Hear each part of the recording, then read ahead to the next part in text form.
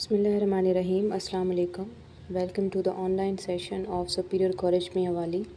This is Professor Bashir Gulsoom from Biology Department, and today we are going to discuss the next topic from chapter number 1st, Cell and Subcellular Organelles. So आज जो हमने topic discuss करना है वो cell की theory के हवाले से है। जब हमने चैप्टर को स्टार्ट किया था तो उस टाइम हमने सेल और ये जो इम्पोर्टेंट कुछ प्रॉपर्टीज़ हैं ये डिस्कस की थी, और आज हमने इसका एक और टॉपिक डिस्कस करना है सेल थ्योरी के हवाले से, जो उस टाइम हमारा नहीं हो सका था। सो अब हम इसको डिस्कस कर रहे हैं at the end of chapter, and after that हम इंशाल्लाह टेक्निक्स को डिस्कस करेंगे। सो ये जो हमारा टॉपिक है थोड़ा सा हम ब्रीफली पीछे से भी रिकॉल कर लेते हैं। सेल के बारे में हमने बात की थी द वेरी फर्स्ट लेक्चर में। हमने डेफिनेशन में कहा था the structure and function unit of living organisms is known as cell, the basic unit of life, the building block of life का वर्ड हमने यूज़ किया था कि उसको सेल का नाम दिया जाता है। बेसिकली सेल चाहे यूनिसेलुलर ऑर्गेनिज़म के अंदर हो, जिसको आप सिंगल सेल भी कहते हैं, या मल्टी सेलुलर ऑर्गेनिज़म के अंदर हो, तो सेल की कुछ इंपॉर्टेंट प्रॉपर्टीज़ होती हैं जो वो रिप्रेजेंट करता है, जिसको आप प्रॉपर्टीज़ ऑफ लाइफ का नाम देते हैं। यहाँ पे कुछ एग्जांपल्स आपके सामने मेंशन हैं, एमीबा की, पैरामीशियम की, एनिमल्स की, प्लांट्स की। इन एग्जांपल्स को मेंशन करने का मकसद ये है कि ये जितने भी ऑर्गेनिजम्स हैं, चाहे प्रोकैरियोटिक हैं, यूकैरियोटिक हैं, सिंगल सेल यानी यूनिसेलुलर हैं या मल्टी सेलुलर ऑर्गेनिजम्स होते हैं, तो इनके अंदर सेल जो है बहुत इंपॉर्टेंट रोल प्ले करता है, मल्टीपल प्रॉपर्टीज़ को शो करता है या रिप्रेजेंट करता है। अब इनको कहा जाता है basic properties of life. Life के हवाले से भी आपको याद होगा हमने एक डेफिनेशन डिस्कस की थी कि लाइफ क्या चीज़ होती है।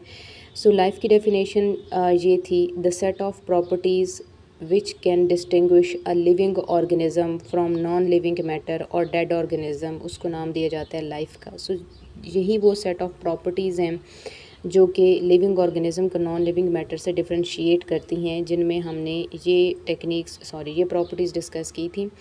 तो सबसे पहले हमने ये कहा था कि बेसिकली अब सेल की अगर हम बात कर लेते हैं तो न्यूट्रिशन जो है वो सेल के लिए ज़रूरी होता है, जिसमें इंपॉर्टेंट न्यूट्रिएंट जिसकी रिक्वायरमेंट है उसकी इनटेक की जाएगी और वेस्ट मटेरियल को एक्सक्रीट करवाया जाएगा, यानी न्यूट्रिशन की इनटेक की जाती है। नंबर 2 हमने होम्योस्टेसिस डिस्कस किया था कि स्टेबल इंटरनल एनवायरनमेंट को मेंटेन रखा जाता है। नंबर 3 हमने रिप्रोडक्शन की बात की थी कि सेल जो है वो रिप्रोडक्शन कर सकता है एसेक्सुअली या सेक्सुअली, यानी कि अगर एक सोमेटिक बॉडी सेल होगा तो वो एसेक्सुअल रिप्रोडक्शन करेगा। एक हम कहते हैं कि ओवरी या टेस्टी का सेल है तो वो सेक्सुअल रिप्रोडक्शन यानी कि वो गैमीट फॉर्मेशन करेगा with the help of meiosis, और इसके अलावा नेक्स्ट जनरेशन बनाएगा। इसी तरह हमने बात की थी कि जो एक्सक्रीशन है, रिमूवल ऑफ वेस्ट मटेरियल होगा।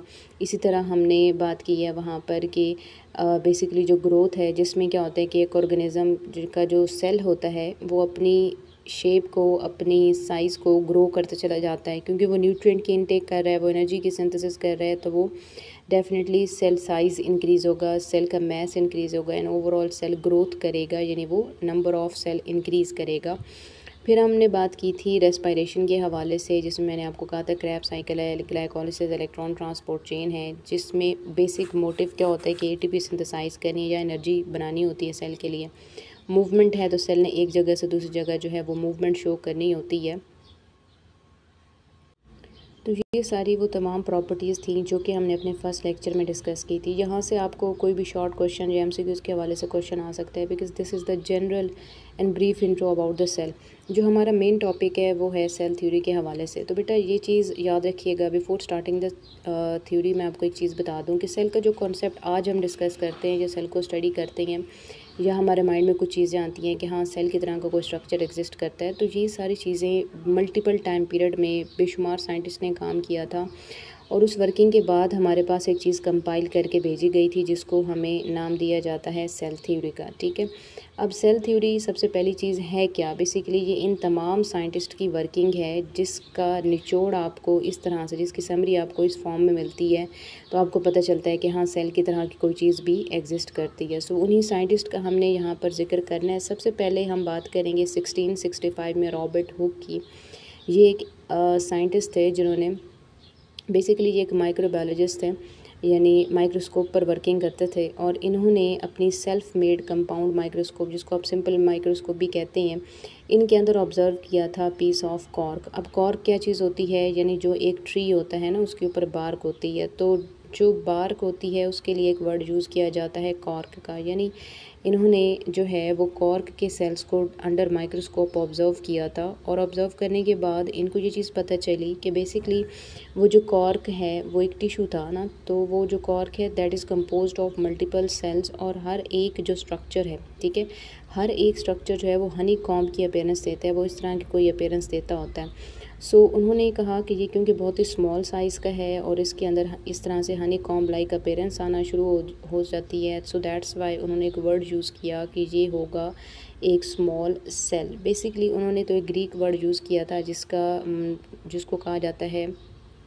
सेलुला। Cellula is a Greek word which means cell, यानी small empty spaces and appearance like a honeycomb like structure, या स्मॉल बॉक्स लाइक अपीयरेंस, इसको कहा जाता है सेल। तो तब एक वर्ड डिस्क्राइब किया गया था या प्रपोज किया गया था वर्ड सेल के नाम से, जो कि किसकी वर्किंग है, रॉबर्ट हुक की वर्किंग है। फिर उसके बाद हम आते हैं तो हमारे पास 1938 में एक जर्मन बॉटनिस्ट थे शील्डन, ठीक है, इनका जो फुल नेम है वो मैथ्यू शील्डन है।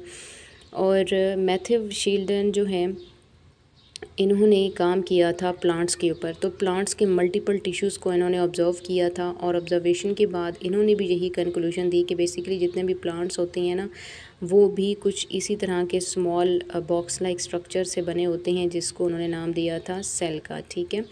फिर उसके बाद जो शवान थे, ये एक जर्मन जोलॉजिस्ट थे। जोलॉजिस्ट बोलते हैं ऐसे साइंटिस्ट को जो एनिमल्स के ऊपर वर्किंग करते होते हैं, एनिमल सेल्स के ऊपर वर्किंग करते हैं। सो बेसिकली 1939 में, जहाँ पे डेट मेंशन नहीं है आपने मेंशन कर लेनी है, 1939 में थियोडर शवान ने काम किया था एनिमल सेल्स के ऊपर। इन्होंने मल्टीपल एनिमल सेल्स को डिस्कवर किया, तो उनकी कुछ फाइंडिंग्स थी। नंबर 1, इनको ये पता चला कि एनिमल सेल में सेल वॉल नहीं होती, इट लैक सेल वॉल, और आउटर मोस्ट बाउंड्री होगी प्लाज्मा मेम्ब्रेन या सेल मेम्ब्रेन।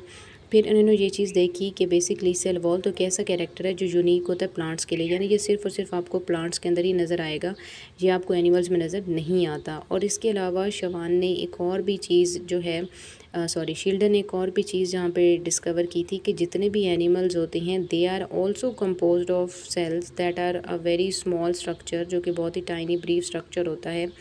सो यहाँ पर कंक्लूजन आ गई एनिमल्स के हवाले से। फिर उसके बाद 1885 में रॉडल्फ फर्को ने डिफरेंट टाइप के जो है ना सेल्स को ऑब्ज़र्व किया था, और उन्होंने ये चीज़ देखी that a cell is organised और cell is developed from a pre existing cells. तो बेसिकली ये काम क्या था, काम ये था कि वर्कू के आप कह सकते हैं कि जो है ना एक लक की बात है कि ये जब ऑब्जर्वेशन कर रहे थे तो बेसिकली इन्होंने कुछ ऐसे सेल्स को ऑब्ज़र्व किया था जो अपनी डिवाइडिंग स्टेज पर थे, यानी एक पेरेंटल सेल जब डिवाइड कर गया और आगे से 2 डॉटर सेल्स बने, ठीक है। सो इन्होंने ये कंक्लूजन दी that always new cells arise from the pre existing cells by the process of cell division. तो ये चीज़ 1885 में रॉडल्फ फर्को ने जो है ना प्रपोज्ड की थी। तो यहाँ पर हमारी जो है ये फाइंडिंग्स आई थी सबसे पहले रॉबर्ट हुक की, जिससे पता चला कि सेल की एक टर्मिनोलॉजी आई, और ये ऑब्जर्वेशन की गई थी कॉर्क के ऊपर, बार के ऊपर। फिर उसके बाद शील्डन की आई प्लांट्स के हवाले से, शवान की आई एनिमल्स के हवाले से, और फर्को की सेल डिवीज़न के हवाले से आई थी 1885 में। और इसके बाद हम कहते हैं कि ये हमारे पास एक फंडामेंटल कॉन्सेप्ट था in the field of biology जब सेल थ्योरी को डिस्क्राइब किया गया था। सो ये हमारे पास 3 प्रिंसिपल्स की फॉर्म में आती है। जैसे सेल थ्योरी में हम कहते हैं कि 3 तरह के बेसिक प्रिंसिपल्स होते हैं। Number 1, cell is the fundamental unit of structure and function in living organism. Fundamental कहते हैं मोस्ट इम्पॉर्टेंट, मोस्ट बेसिक, यानी ये वर्ड हमने पहले भी काफ़ी दफ़ा डिस्कस किया है कि मोस्ट बेसिक और मोस्ट इम्पॉर्टेंट को कहते हैं फंडामेंटल।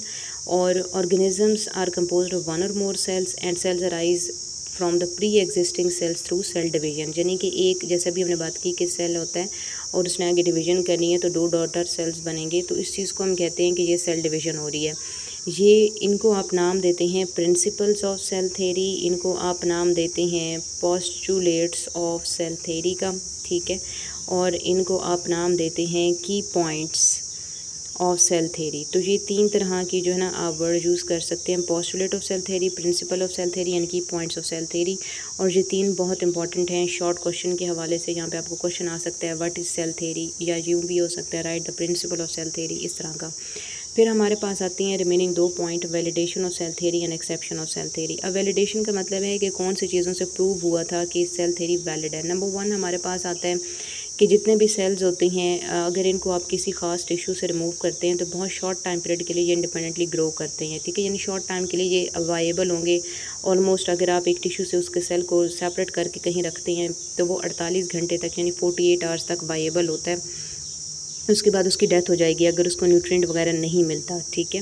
हाँ, अगर उसको न्यूट्रिएंट वगैरह मिलता है, लैब की कंडीशन की तरफ आप जाते हैं तो फिर वो टोटली एक डिफरेंट चीज़ है, क्योंकि वो तो आप वैसे ग्रो करवा रहे हैं ना, ठीक है। यहाँ पे हम नेचुरल कंडीशन की बात कर रहे हैं कि सेल को अगर आप जो है ना उसके टिश्यू से सेपरेट करेंगे तो वो शॉर्ट टाइम पीरियड, मैंने आपको बताया है 48 आवर्स बाद वो टोटली जो है ना हम कहते हैं कि डेथ कर जाएगा, ठीक है, उसकी डेथ हो जाएगी। फिर उसके बाद हम आते हैं कि अगर हम स्मॉल सेल्स की बात करते हैं तो हम कहते हैं कि सेल से ज़्यादा स्मॉल और इंडिपेंडेंट लिविंग क्रिएचर तो कोई भी नहीं है, क्योंकि हमने अभी डिस्कस किया, रिकॉल किया है कि सेल के अंदर जो प्रॉपर्टीज़ होती हैं जो वो शो करता है, ठीक है, जो हमने ये सारी न्यूट्रिशन वगैरह के हवाले से अभी बात की है ऊपर। फिर उसके बाद हमने थर्ड पॉइंट वैलिडेशन हम कहते हैं कि फ्रांसिस्को रेडी और लुई पास्टर ने मल्टीपल एक्सपेरिमेंट परफॉर्म किए थे और स्टेराइल कंडीशंस में डिफरेंट ऑर्गेनिजम्स को, डिफरेंट टिश्यूज़ को कल्चर किया था। तो इन्होंने भी ये चीज़ कही थी कि cells can not grow in sealed और स्टेराइल कंडीशंस, ठीक है, कि सेल जो है ना नेचुरल कंडीशन में इजीली ग्रो कर सकते हैं, वो बहुत ही सील्ड कंडीशन में ग्रो नहीं कर सकता।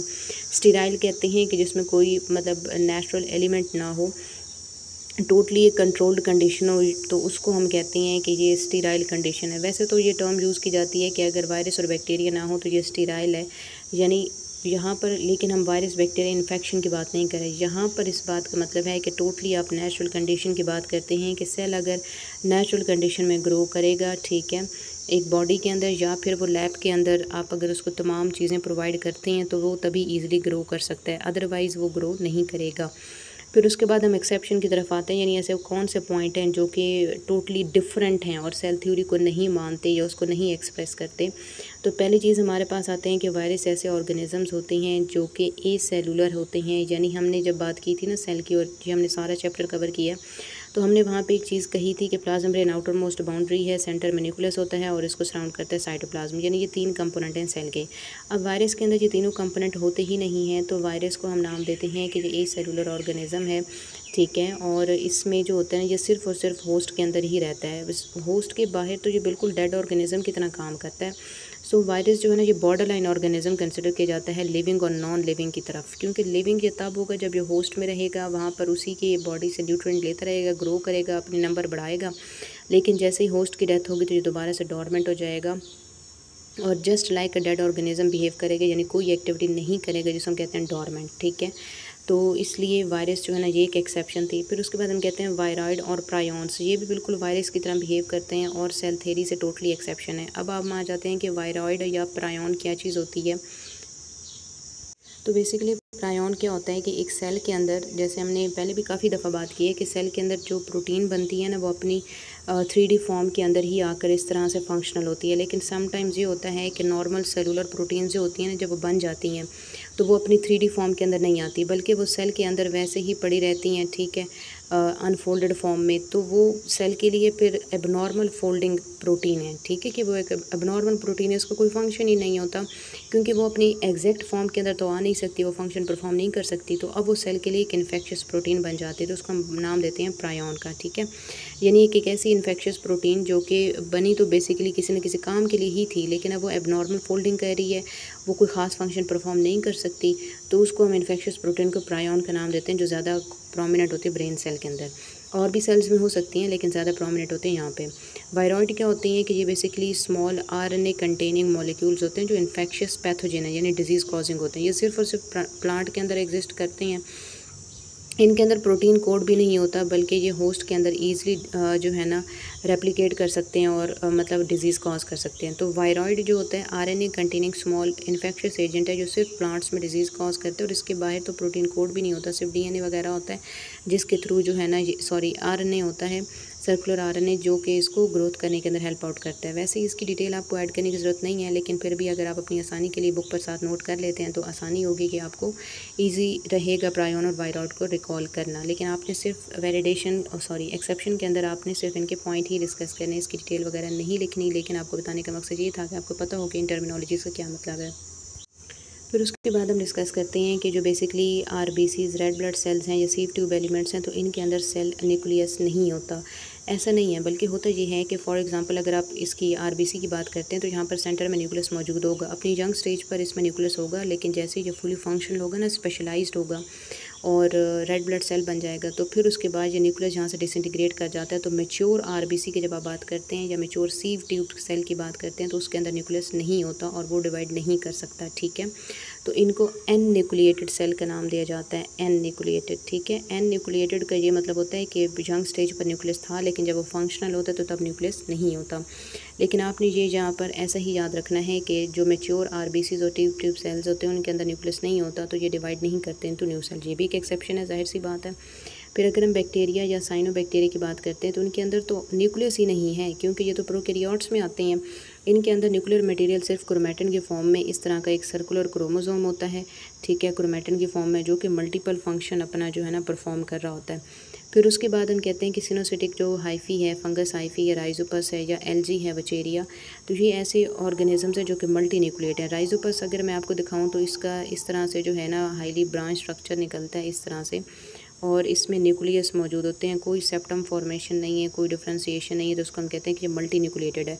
अगर वचेरिया की मैं आपको बात करूं तो इसकी जो है ना कॉलोनी बनती है इस तरह से, बॉल की तरह के सेल्स होते हैं और उनके अंदर जो है ना न्यूक्लियस मौजूद होता है, तो उसको हम नाम देते हैं कि ये वचेरिया है, यानी ये राइजोपस हो गया, ये वचेरिया हो गया। तो ये भी मल्टी न्यूक्लिएटेड ऑर्गेनिजम्स हैं। और प्रोटोजोन्स जो प्रोटिस्टा हैं ये तो नॉट सेलुलर, यानी इनमें सेलुलर स्ट्रक्चर ही नहीं है, ये ए सेलुलर कंसिडर किए जाते हैं और इनकी बॉडी डिवाइड नहीं होती इनटू नंबर ऑफ सेल्स के अंदर, ठीक है। यानी ये जो प्रोटोजोन्स होते हैं ये इस तरह के एक्सेप्शंस हैं। अब ये जो सारी एक्सेप्शंस हैं ना यहाँ पे, ये क्यों हैं? क्योंकि ये तमाम ऐसी चीज़ें हैं जो सेल के बेसिक क्राइटेरिया से बिल्कुल ही डिफरेंट हो जाती हैं। क्योंकि हमने पहले सेल थ्योरी में कहा है कि स्ट्रक्चर फंक्शन यूनिट है, ठीक है। फिर हमने कहा कि ये ग्रो कर सकता है, नंबर ऑफ सेल से कंपोज्ड होता है और फिर ये डिवीजन करके डॉटर सेल बना सकता है। तो ये सारे ऐसे हैं जिनमें हमने कहा कि ये होस्ट वाली चीज़ हो गई, ये टोटली इन्फेक्शियस प्रोटीन है। ये वो हैं जिनके डिवीजन होती नहीं है, क्योंकि इनमें मैच्योर स्टेज पर न्यूक्लियस ही डिसइंटीग्रेट कर जाता है, होता ही नहीं है। और ये ऐसे हैं जिनमें न्यूक्लियस है ही नहीं, सिर्फ न्यूक्लियोइड होता है in the form of chromosome, तो वो फंक्शन परफॉर्म करता है, न्यूक्लियस है ही नहीं। और ये ऐसी दो एग्जांपल हैं, राइजोपस और वचेरिया, जो कि मल्टी न्यूक्लिएटेड हैं। प्रोटोजोन वो हैं जो ए सेलुलर होते हैं। तो ये तमाम एक्सेप्शंस आती हैं हमारे पास सेल थ्योरी के हवाले से, और ये इंपॉर्टेंट है। सेल थ्योरी शॉर्ट क्वेश्चन के हवाले से आपको वैलिडेशन का क्वेश्चन आ सकता है, एक्सेप्शन का आ सकता है, या इन साइंटिस्ट का ये जो ऊपर सारा हिस्ट्री का डाटा है ना, ये नेमिंग से भी आ सकता है कि फ़लाँ साइंटिस्ट ने क्या काम किया था, या यूँ भी आ सकता है give the findings of Schwann and Schleiden in the course of cell theory, इस तरह के क्वेश्चन आ सकते हैं। या ये बहुत इंपॉर्टेंट है आपके MCQs के हवाले से। In case of any question you may ask you during your class time period. Thank you so much, wish you good luck.